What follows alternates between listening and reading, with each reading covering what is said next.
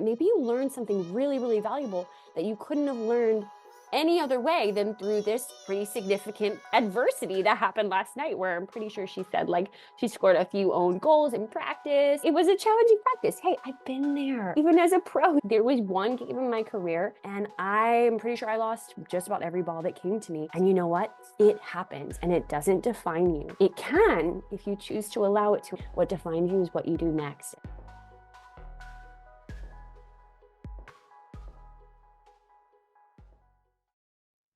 So one of my kids had a really rough practice last night. She had a training session and it just did not go well. And she was really upset about it, understandably. She's 11, she's on the younger side, right? And she has this expectation of herself that these sorts of things shouldn't happen to her. She's very competitive. She has very high standards for herself. And so I explained a few things to her that I want to walk you through. The first thing is that perfection and excellence, they're very different. Perfection literally doesn't exist.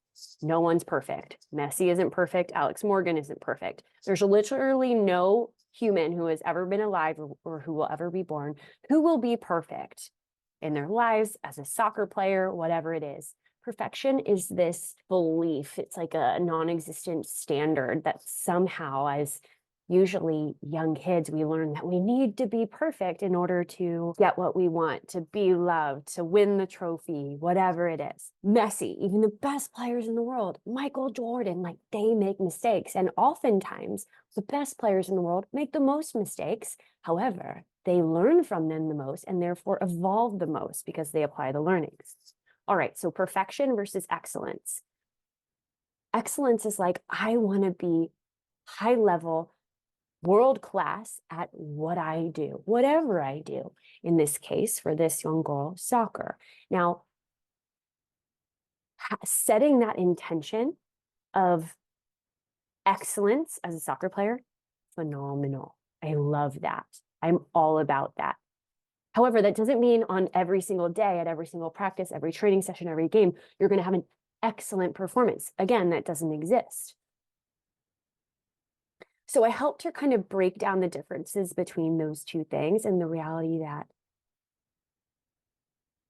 while I would love to have excellent practices all day, every day, it's just not going to happen sometimes. And that ties into the next piece I shared with her, which is there are 4 seasons, there are 4 weather seasons in this human experience. Where I live in the world, there are 4 seasons: summer, fall, winter, and spring. And so we live in this like cyclical experience of the changing seasons. There's this like constant transformation happening around us in the external world in that sense. Now, what gets a lot of people, and especially athletes, caught up is that they have this, what it's usually not a conscious belief, that they've developed this belief that they should always be in summer. What does that mean? That means maximum confidence, scoring all the goals, A pluses in school, all my friends just going great socially. You're just feeling totally magnetic and positive, and your family's happy and you're healthy, and it's just like total abundance, right? That is summer. Summer is like in the seasons, it's like so much life, blooming, blossoming, flowers, like all the beautiful, like green leaves, right? It's just like life is happening. It's in bloom, it's in full force. And one of my teachers, she says that something to the effect that like we in our culture have become summer obsessed. And I do agree with that. And this young girl, I think she is has been summer obsessed. She has this like strong, intense desire to, you know, be excellent. I would say possibly even, this desire to be perfect, which is unrealistic, all the time. And the reality is that we're no different than the changing seasons. And we as humans, and also as athletes, we go through cycles. You go through cycles. So I share this with you because it's so important and so supportive and like so resourceful. And I would say also just so accurate and reflective of the human experience to view our evolving and our journey through that lens of the seasons of sometimes I'm going to be in that total confidence and summer time.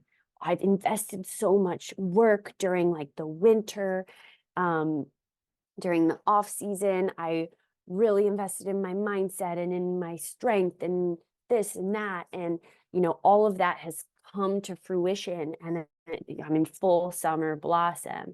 And then there are going to be times where it's like fall and then going into winter and there's contraction and you're not able to find the back of the net for my soccer players. Your confidence is a little shaky. Maybe you've got some other stuff happening outside of soccer and it's a lot for your nervous system and you're on the soccer field, it's reflecting that. The external challenges that aren't on the soccer field are impacting your performance there. And that is normal and that is a part of life. And the more that we accept that we as humans in many ways experience the seasonality of the weather seasons, the more we come into harmony with reality, the more we come into like true acceptance of what is. And then when we find ourselves in those moments of contraction, not being so confident, adversity, challenge, we're able to be like, oh, okay, this is one of those moments. This is normal. This happens to everyone. And in fact, what I am not going to do is I am not going to fall into the trap of comparing myself in winter to someone else in their summer, right? And Luke, my husband, has such a beautiful story, such a beautiful metaphor that just came to my mind about this, which is like, you've got two roses. One rose is in full bloom and one rose isn't yet. They're both roses. They're both perfect. There's nothing wrong with either of them. But if the rose that's like contracted and smaller and not like at an earlier phase, if that rose was to compare itself to like the full blooming rose, it would be easy for that rose to be like, oh man, I'm not enough. What's wrong with me? I'm broken. I'll never get there. Look at where I am compared to where they are. So there's that piece. And then finally, the other piece, which I think also helps tie into this soccer player's experience last night, is on the journey of evolution throughout a lifetime. Let's be more simple. Through the journey of evolving, building confidence as a soccer player, okay? We've got like a graph here, okay? This is the graph. We've got like the y-axis and the x-axis, okay? And so this is gonna be time over time. And this is gonna be like confidence level, okay? So as we start out as young soccer players early in our careers, we're down here. We're young and kind of low in confidence because we're not super skilled or competent yet. We're developing that and we're developing, like we're getting more and more experiences to build that confidence and competence over time. Okay. Just like with anything, but again, we're in the soccer context. Over time, you build your confidence and you grow and you evolve. Amazing. Well, guess what? Things happen. life happens, adversity happens. Maybe you have a minor injury. Maybe you have a more significant injury that takes more time to recover. Maybe you're struggling with something in your family life. Maybe you're just confidence is a little shaky because you haven't found the back of the net in a while, or regardless of what it is, this is the trend. 3, 5 steps forward, few steps back. Few steps forward, few steps back. Few steps forward. Maybe you have a big setback. Well, guess what? The most extraordinary people I love to like observe, what is it that they do differently? Well, it's a lot of things, but one of the things in my observation is that when there is an adversity, when they make mistakes, when there's a challenge, when there's an injury, when they're not scoring, what do? Well, they self-reflect. They seek to find the learnings and they learn from them. They apply the learnings. They come back better than they were before, stronger than they were before. And so that was the invitation that I was inviting my athlete into today. It's like, well, first, what happened to you last night? She's been doing great, making some really great progress, came down last night. Hey, that's normal. You're literally exactly like everyone else on the process of evolving your confidence over time. Few steps forward, a few steps backward. Great. There's no problem here. And guess what?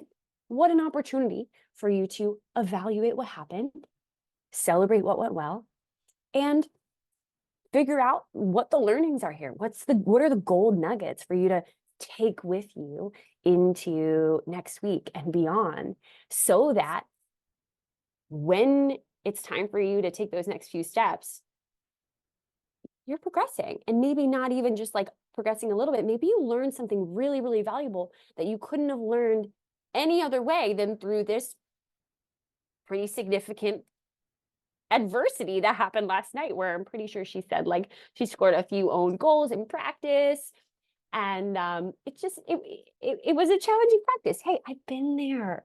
Even as a pro, there was one game in my career. I had some, it's a little bit heartbreaking. I'm not going to go into it, but there were some significant things going on in my life outside of soccer. And that showed up in the game. And I'm pretty sure I lost just about every ball that came to me in that game. And you know what? It happens and it doesn't define you. It can if you choose to allow it to. And it's so easy, especially as a young athlete, to be like, oh, I had that bad performance and it's going to be like this forever. And I wonder what my teammates are thinking of me. I wonder what the coach is thinking of me. And oh, I'm just like so terrible.